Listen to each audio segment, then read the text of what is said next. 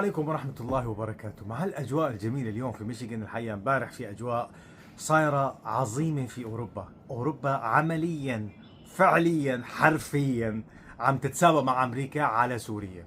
امبارح كان المؤتمرين صاروا مع بعض، مؤتمر اقتصادي ومؤتمر سياسي في نفس الوقت في بروكسل عاصمة الاتحاد الأوروبي. حضر رئيس وزير الخارجية الشيباني مع مجموعة من المسؤولين الأوروبيين رفيعي المستوى.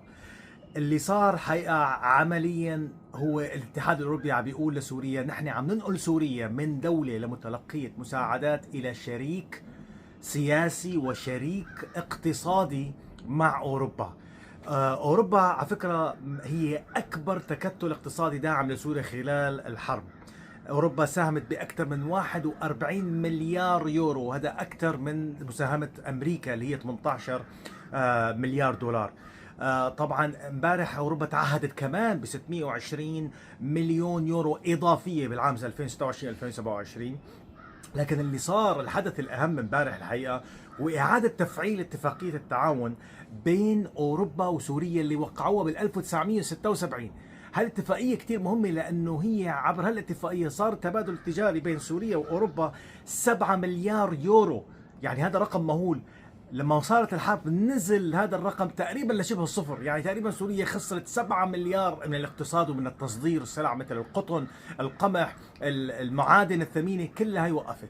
اليوم عم نرجع مرة ثانية نفعل هي، عم نشيل كل العقوبات على وزارة الدفاع ووزارة الداخلية السورية، وهذا نذير انه نحن عم نقول للعالم سوريا راجعة كدولة شريك. ولذلك المفوضية نفسها قالت انه هذا المؤتمر هو نقطة تحول في العلاقة بين سوريا والاتحاد الاوروبي. ومع ذلك شوفوا تصريح الوزير الشيباني شو قال. قالوا مع ذلك نحن نرحب بكل هالدعم، لكن يعني فيما معناه انه هذا الدعم اتركونا نحن نعمل اللي بنشوفه مناسب لنا، ما بدنا حدا يفرض علينا شيء. وهذا دليل انه نحن سوريا عم ممكن نتلقى مساعدات، ممكن نتلقى دعم، لكن بدنا نشتغل بالطريقة السورية المناسبة للشعب السوري. ولذلك دائما بقول القادم أجمل. يعطيكم العافية.